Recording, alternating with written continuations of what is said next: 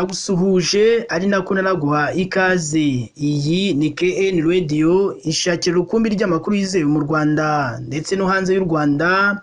Ukunze kubibona cyane cyane muri iyi minsi aho umusore n'umukobwa baba bakundana, ukabona umusore asabye umukobwa ko yajya kumusura, ukabona bamaranye ukwezi, amezi abiri, amezi atatu cyangwa ibyumweru bibiri kugira ngo babanze bigane mbere y'uko bashakana cyangwa bakora ubukwe.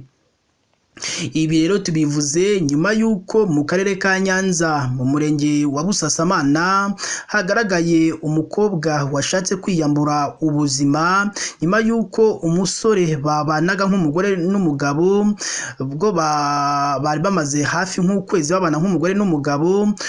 Umukobwa yatunguwe ubwo umusore yamubwiraga ko yasubira iwabo. Uyu mukobwa yari yavuye mu karere ka Gakenke yizeye ko aje kubana n'uyu musore, gusa uyu musore wese icyo yari agamije kuko yagiraga mbere y'uko babana abanza asuzume uyu mukobwa.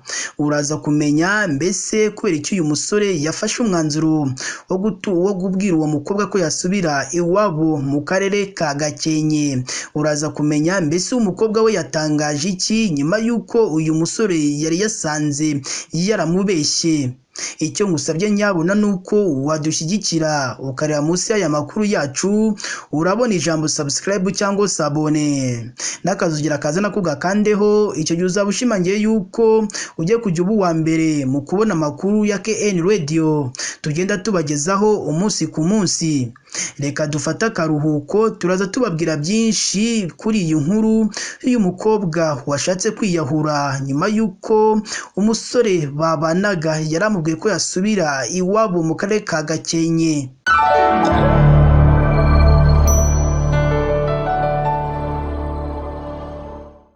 Reka nongere mbahe ikaze. Iyi ni KN Radio ishakira urukumbi ry'amakuru yizewe mu Rwanda ndetse no hanze y'u Rwanda.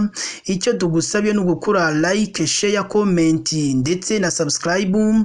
Icyo gihe uzaba ushimangiye yuko ugiye kujya uba uwa mbere mu kubona amakuru ya KN Radio tugenda tubagezaho umunsi ku munsi. Ni mu karere ka Nyanza, umukobwa wari umaze igihe gito asuye umusore yasabwe gutaha ahitamo gushaka kwiyambura ubuzima. Ibi byabereye mu mudugudu wa Rugarama mu kagari ka Rwesero mu murenge wa Busasamana mu karere ka Nyanza. Amakuru avuga ko ibi byabaye mu masaha ya saa 8 zo kuri uyu wa 14 Nyakanga 2024, ubwo umusore usanzwe akora akazi k'ubuzamu yasuwe n'umukobwa babana mu gihe kitarenze ukwezi bacumbitse, maze umusore biba ngombwa ko asaba umukobwa gutaha iwabo mu karere ka Gakenke, maze umukobwa arinangira yanga gutaha cyangwa yanga kuva muri urwo rugo rw'uwo musore. Umusore yasohotse hanze gato, agarutse arebye mu nzu abona umukobwa ari gutoba ikinini ngo akinywe ashaka kwiyambura ubuzima. Umusore nawe yahise yihutira kujya kukimutesha ubwo yari agiye kukinywa. Ubwo umusore yari amaze kubona uwo mukobwa arimo aratoba ikinini, umusore yahise ashya ubwoba yihutira kujya kubwira inzego z'umudugudu. Zihageze zibaza uyu mukobwa niba ashaka kubana n'uyu muhungu, maze umukobwa abyikiriza agira ati yego ndabishaka kuko naramukunze cyane. Babajije umuhungu niba ashaka kubana n'uwo mukobwa, umusore abyamaganira kure avuga ko adashaka kubana n'uwo mukobwa. Ubuyobozi bwahise bushaka kubunga, maze umukobwa ashaka ko yahabwa amafaranga 15,000 by'amafaranga y'u Rwanda amusubiza iwabo mu karere ka Gakenke. Ni mu gihe umuhungu we yemeraga gutanga amafaranga 8,000 by'amafaranga y'u Rwanda. Ubuyobozi bw'akarere ka Nyanza nyuma yo gusuzuma iki kibazo bwabwiye ko batagomba kurenza umunsi umwe bakibana nk'umugore n'umugabo. Amakuru avuga ko umukobwa yari yaje gusura umusore yizeye ko bahita babana nk'umugore n'umugabo, ariko nyuma y'iminsi mike uyu mukobwa yatunguwe no kumva ko umusore yamusabye ko yasubira iwabo igitaraganya. Niko gushaka